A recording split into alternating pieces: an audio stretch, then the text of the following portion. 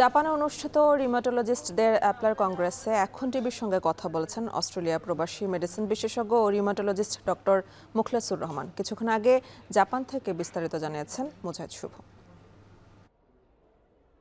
জাপানের ফুকুওকাতে 5 দিন ব্যাপী যে কনফারেন্সটি চলছে, কংগ্রেস চলছে, সেখানে শুধু বাংলাদেশি চিকিৎসক নয়, পৃথিবীর বিভিন্ন দেশে, এশিয়া প্যাসিফিক অঞ্চলের রিউমাটোলজিস্ট প্রবাসী বাংলাদেশি যারা আছে তারাও এসছেন। আমাদের সঙ্গে এখন যুক্ত হচ্ছেন ডাক্তার মুখলেসুর রহমান। তিনি অস্ট্রেলিয়ার ব্রিসবেনের একটি হাসপাতালে রিউমাটোলজিস্ট হিসেবে দায়িত্ব পালন করছেন। আপনাকে স্বাগত জানাচ্ছি।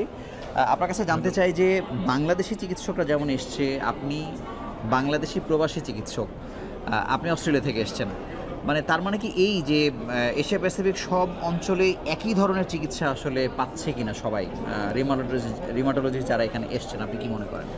বিজ্ঞানের বর্তমান যে উন্নয়ন প্রতিদিন হতে থাকে, এই অবস্থায় আমাদের সবার কনফারেন্স অ্যাটেন্ড করা খুবই ইম্পর্ট্যান্ট। কারণ যে নতুন নতুন এভিডেন্স আসে, সেই এভিডেন্সটা সবার জন্য জানাটা ইম্পর্ট্যান্ট। যেটা দেখে খুব ভালো লাগছে যে বাংলাদেশ থেকে অনেক রিউমাটোলজিস্ট এখানে আসছে এবং সবাই, আমি আশা করি যে এইখান থেকে আসার পর জ্ঞান এডুকেট অ্যান্ড ডিসিমিনেট আমরা বলি, যে তারপরে এই জিনিসটা বাংলাদেশের প্রত্যন্ত অঞ্চলে রিউমাটোলজিস্টরা আসছে, তারা বাংলাদেশের চিকিৎসা সেবায় প্রয়োগ করবে, এটাই আমাদের আশা। বাংলাদেশের জন্য ড্রাগ কোম্পানি স্পেশাল ছাড় দেয় যেন কম মূল্যে বাংলাদেশি রোগীরা পেতে পারে, সেটা খুব আশার বিষয়। আপনাকে অসংখ্য ধন্যবাদ আমাদের সঙ্গে যুক্ত হওয়ার জন্য।